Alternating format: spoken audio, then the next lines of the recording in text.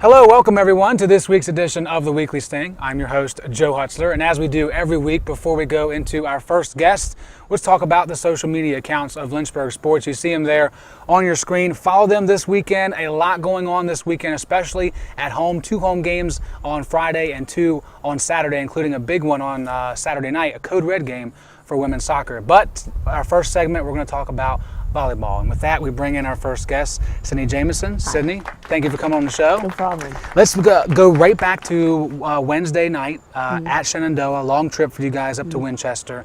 And if you look back at the play-by-play, or if anybody watched the game, it seemed like that long trip got to you guys early. It was 7-1 start for Shenandoah. But the thing I was most impressed with is your ability to come back, and you guys won that first set.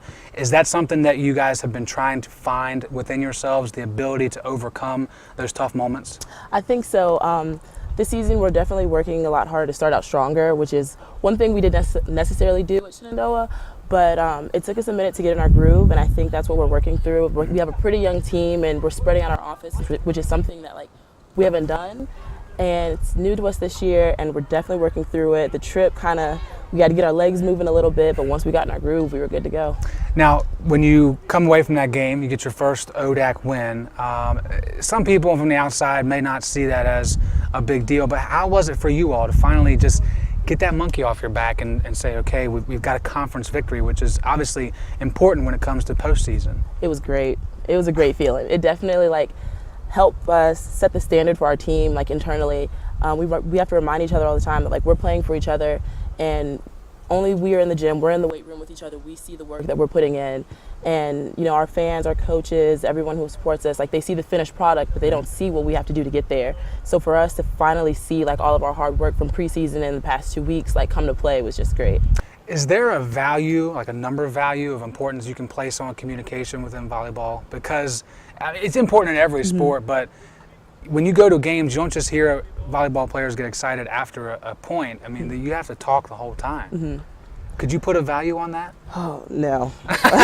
It's invaluable. It's invaluable. It's so valuable, I can't even begin to rate how valuable it is. Because volleyball is just such an unpredictable sport. And we have an idea, we can watch film about other players, what we think they're going to do, what their hot shots are going to be, but if someone's not being disciplined on defense, you have to communicate what you see on the floor. If you see them running a different lineup, if you see one hitter going to the different position, we have to communicate that. Seems like there's no grid lines in a volleyball, you're not in one zone, every ball is your ball until your teammate calls you off. So for us, we definitely, communication is key in volleyball. No doubt about that. There's a gentleman standing behind the camera who thinks communication is key as well, right? Jimmy Roos says yes, absolutely. Let's move on to off the court. You're coming up into your senior year, but you already have ideas of what you'd like to do when you're done. Talk to me a little bit about how you got into this passion of wanting to be a part of physical therapy and rehab for animals. I've loved animals my entire life. I knew I didn't want to be a veterinarian because so many times with vets, it's when you're interacting with an animal and their owner, it's usually a negative, right? And I don't want to work in a negative environment with animals. I want to help people get better. I don't want to be the one. It's oh well, I'm sorry to tell you, but okay, well this is what we're gonna do to help your animal. And physical therapy for animals, it's a newer field, so I'm really excited to see what I'm gonna get out of that. But I just love animals, and I want to do everything that I can to help them. Well, it's interesting. Your fun fact that I ask everybody is dealing with animals too. You actually, your family has a farm, which I had no idea of. My dad and I actually own a family farm in Missouri that's about 270 acres large. Wow, yes. And it's in Missouri. In Missouri. Why is it in Missouri? That's just where all my family, my dad's side of the family's from. Oh, okay, okay. And now you still have even more ties with Missouri because you like to intern there, correct? The University of Missouri, their animal sciences and rehabilitation program this summer. They're looking for a big number of students coming in their junior and senior year, so I'm hoping to get into that. Well, we'll put this out there. Do you have you want to sell yourself to them real quick? Or we can. Love animals, hardworking, love Mizzou, go Mizzou, Tigers. Yeah. Okay, all right. Hey, you got to have some passion wherever you head to next. That makes perfect sense. What do you get? Everybody that has a passion for something, they get something out of working with that field, with those animals, or whether it's with cameras like myself, stuff like that. What do you get out of it? Where does that satisfaction lead you to? I mean, when you're working with animals, how would you say that you feel compared to someone who's maybe isn't as into it as you are? I think with animals, it's kind of an acquired taste. Everyone doesn't share my passion. Like, my parents don't, but they're very supportive. But it's kind of cliche, but animals can't speak for themselves. So, going into healthcare, I knew I wanted to do something in healthcare, but there's not a lot of people who want to work for animals. And with different animal rights and advocates and stuff like that going on, it's just, I want to play my part in it to help animals when they obviously can't help themselves. Well, I think that's very admirable, and you're on your way. Interns with Humane Society as well back at home, so you are all about the animals, and certainly they're in great care if Sydney's around.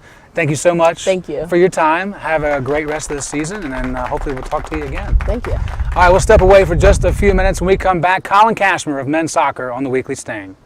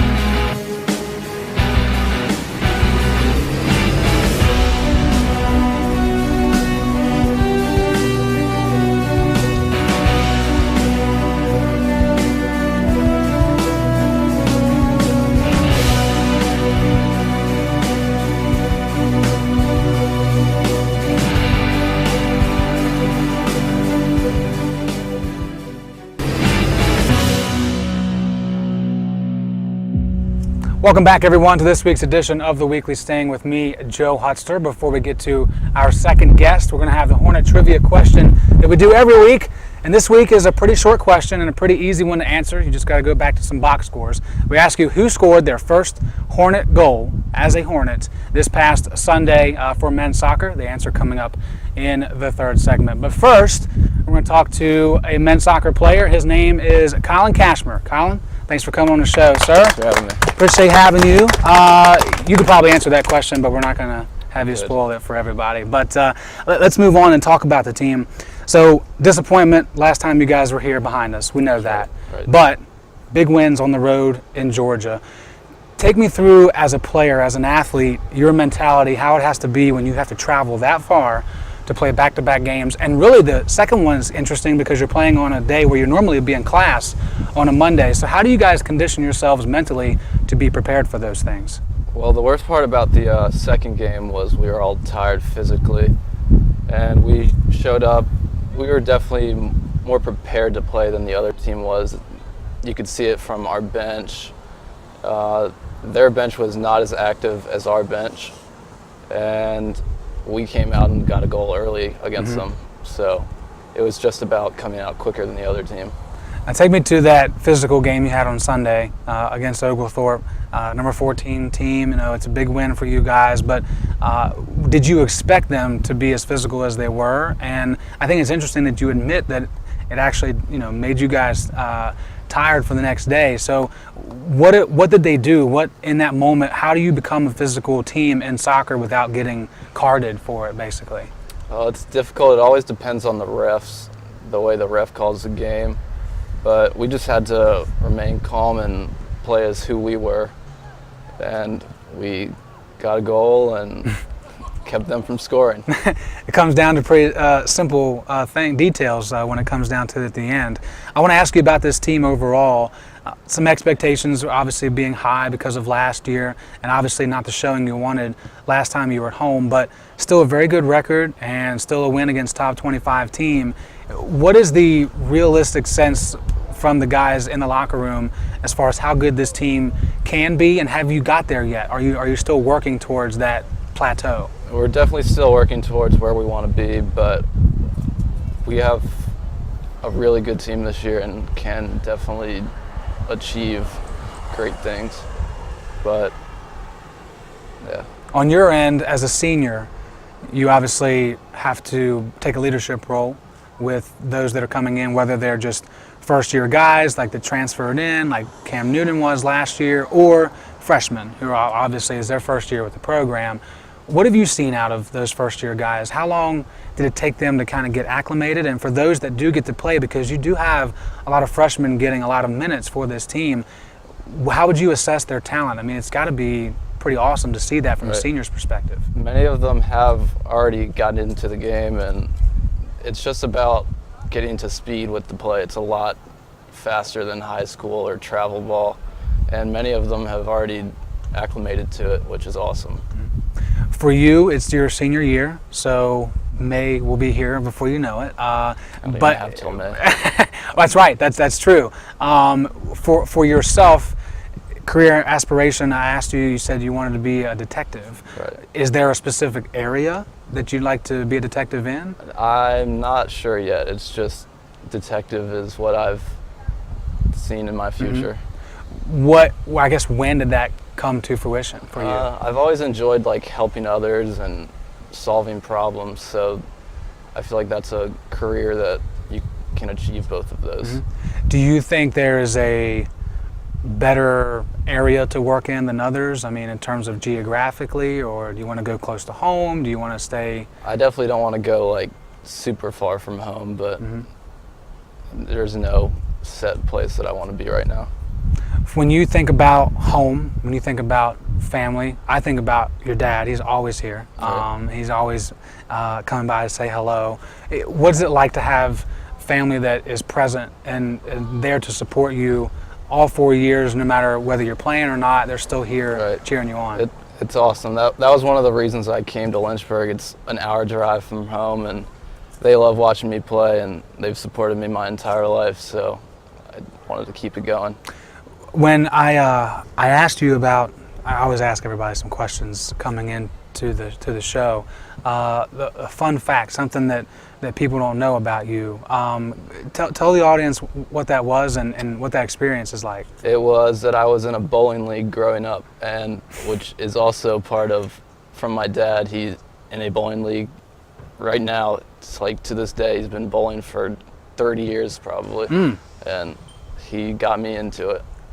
So can you take anything from bowling and apply it to soccer at all, or is it basically, nah, it's too split? Mental game? Sometimes maybe? you can take what you get, but that's about it. So what do you bowl average-wise? Average is probably around a 190. Okay, well, you definitely will beat me. There's no doubt about that. Maybe some other folks that are around here. What do you enjoy about bowling? I mean, obviously, we don't want to just assume that your dad made you do it, because that's not the case. But what made you want to continue to do it? I don't know. It was something to get me out of the house and associate with others. There's certainly a good way to do that. Bowling leagues and alleys are always packed on those nights. When you look at your time here at Lynchburg, I love asking seniors, is it what you expected when you came in as a freshman, or is it more? I mean, have you learned and seen things that maybe you couldn't foresee when you came in as an 18-year-old? I definitely think it's what I thought it was going to be. I mean, it's been a lot of fun. We've had a good team, which is what I knew we were going to have when I came in, so I'm glad that it lived up to it. I asked Nate Burning this in the preseason about winning that first ODAC championship when you were a freshman and then winning it last year. What was the biggest difference? Obviously playing time could be a factor, but what was the biggest difference in terms of the moment itself and then what you've taken away from the second one as opposed to the first one? Playing time definitely was a huge part of it because, I mean, obviously we played more as juniors and freshmen, but it just felt more real being in it, being a player more as, I don't know, just a spectator, I guess. Right. That's a good point. And it doesn't hurt that you score an overtime winner in the semis and all that good stuff that comes with it. What is the ultimate goal for Collin Kashmer? I mean, what can you say right now, like when you graduate, when you move on, like what do you want your legacy to be someday? I know it's a very loaded question, but do you have anything? Just to be remembered as a helpful person and help as many people as I can throughout life. Hey, certainly nothing wrong with that. Simple, to the point, and very admirable nonetheless. Collin, Thank you for your time, man. I really appreciate it. Good luck with this weekend's game at Roanoke. Huge game against the Maroons there. Collin, thanks again for coming on. Let's move on to our next segment. We will talk to Christina Antonucci, and she's hoping that this time when we play a game, she does better than she did last year. We'll be right back.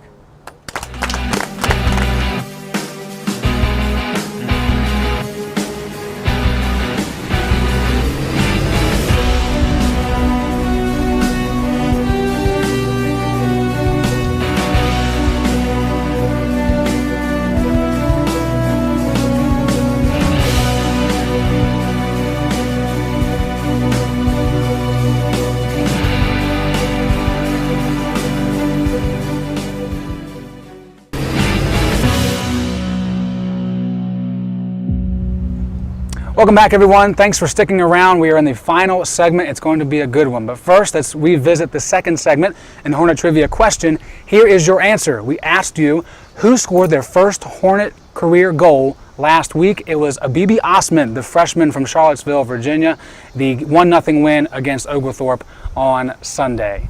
Now, let's move on to our guest here in the third segment, and we're going to bring in Equestrian's own Christina Antonucci. Christina, thank you for coming on the show. Nice round of applause. Yeah, you got a lot of fans. Hey, let's talk about equestrian, because I don't think a lot of people understand that it's kind of a year-round sport. You guys have a show coming up this Saturday. Have you been practicing? I mean, how has it been going on so far as getting prepared for the show coming in 2 days? So we actually brought in a new coach this year. Okay. So she's from Charlottesville. She's been extremely helpful. So now we have Justine and Jen. And the way our practices run, because when we go to these horse shows for school, you don't get any warm-up time on the horses. You get randomly assigned one, and then you just have to go in and do your best. Good luck. When we practice to get ready for those, it'll be about 5 of us in a group, and we'll go out and kind of mimic the IHSA format, and we'll jump a course of jumps, and then we'll switch onto another person's horse, so that way you can get the experience of kind of just winging it a little bit and the different horses. I still think that's the most impressive thing. You just show up to a show and like, I don't know anything about this horse, but hopefully they're good and I can win based off of that. It's amazing. For you guys, when you look at the way the season is structured, you got to deal with hot, you got to deal with cold. I mean, you got to be out there in all different elements. What's it like taking care of horses in that moment? Are there certain elements that horses perform better in as opposed to others? Absolutely. In the heat, you're going to expect them to be tired and lazy, so you're going to have to use a lot more leg strength to get them going. And when it's cold, sometimes they get a little frisky and try to throw you off. So, and some horses won't, but some will, and you learn to figure out which horses to expect it from. But they're definitely animals, and they have different personalities, and they react to the weather the same way we would. Hey, they get cold just like we do. Yeah. And cranky when it's hot too. So that makes perfect sense. Let's talk about after school, in your senior season, criminal defense attorney. Like, where does that come from? How do you find that that's the thing you want to do? Well, I'm a criminology major, and as I've been going through cases and stuff, I feel like nowadays it's very important to remember people are innocent before proven guilty.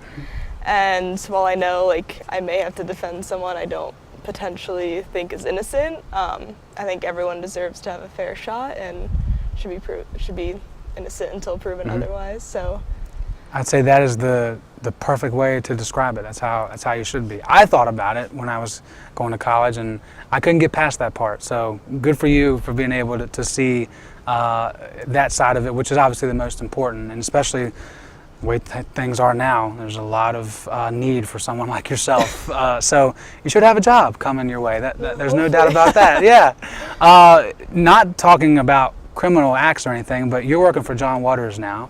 And helping him out in the athletic office. I have to ask, are there any, can he share any secrets with us? Does he have quirks or something? I think his weakness is the equestrian team. Really? His daughter rides, so that's he true. he's been really helping us out a lot. So okay. I think if you like horses, you might be on his good side, and I think that's maybe how I got my job. But hey, whatever you have at your that's right. Whatever you have at your disposal, just go for it. Use it. Okay. So now we know if you want to be on John Waters' good side, just show up with a horse, and that will certainly help your cause in the end for that. Last thing I want to get to before we get to towards the end of the show is just your overall feeling of the athletic department now that you're working internally with it. What have you seen that has allowed it to grow so quickly in just a few short years? I mean, speaking of John Waters, he's made a lot of changes and things have certainly progressed. We have all of this now. I mean, what can you tell other people when they ask, what's been something you've noticed that allows us to become as top 80 and then top 50 and then top 30 program? I think that there's really no mentality of settling. John Waters definitely always wants to improve, and we've seen that with like Shelley and hopefully maybe Wake. And I just think that's really important to always be looking to improve and willing to accept criticism. And everyone's very passionate about all the sports here, and we have great coaches and good staff behind us. So I think that is really what makes it successful. That's very true. A growth mindset. It's very important in this type of world. And we hope that you guys and that you particularly have a growth mindset, because we're about to play a game and we're going to need open minds and we're going to need to get a little loose here. So we're going to play a new game. It's called On Your Toes, and it's basically like Heads Up that you have on your phones. And we got to stand up for this one. So we're going to stand up. We're going to have plenty of room to dance around and make sure all this happens. Okay, so you got your set of cards. I got my set of cards. I don't know what's on these. She doesn't know what's on these, so it's okay. So how this works, I will hold the first card up on my head, and she will have to act out whatever that card says, and I have to guess what's on the card, and vice versa. Okay, so I think since you're the guest, we'll let you go first. How's that? So, Okay. so I'll embarrass myself last. Okay. How's that? Does Okay, that work? fine with me. Okay, so go ahead and sit your cards down right there so that you can use all of your parts, okay? So, all right, we got a minute. We got 60 seconds to perform these acts, and then however many we have at the end is however many we have at the end, okay? And we'll tally up whoever got the most right. Okay. All right? I don't even know how you're going to get this. All right. I'm going to put that card last. Okay, here we go. You ready?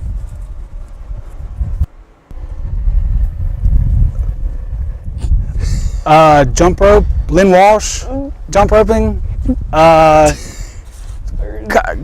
competitive jump rope, rowing, canoe, canoeing, okay. Contact, putting in a contact, contact, I can't even say it. Listening to music, headphones, Yeah. okay. More specific, right, okay. Can I skip one? Yeah, you can skip one. Skip. Me, the goatee, microphone, Yeah. interview, post-game interview. Yeah, interview. Okay. Whoops. These cards are really hard to... Swatting flies? Um, Time. Okay. What was it? Making pizza? no, I was like trying to like This? get the dough. Like 2 hands. Okay. All right. So how many did I get? 1, 2, 3, 4. Whew. Okay. All right. So I'll try to do better by you. Okay. I'm gonna try. All right. Here we go. Ready? Shoot. So Shoveling. yeah. And then Gardening. Yes. Sweeping. Yes. Riding a horse. Yes. Okay. Fishing. Kite. Flying a kite. Flying kite. Yes. Is that money? No. I make and then Oh, like the. I can't. Dealing out cards? Yes, dealing Yeah. cards. Yes. Okay.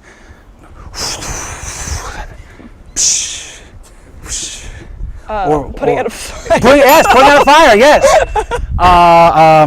Oh shoot! How do you do that? Oh, that was tough. Hiking was the last one. Wow. So I definitely nailed it. Okay, or you're just really smart. I feel like I'm smart. Okay. Well, you definitely got more right, but it's kind of a team game here, so we'll just. We're an individual sport. We're a team just faking it. True. She's a guest. I'll give it to her. She wins. Everybody, give Christina a round of applause.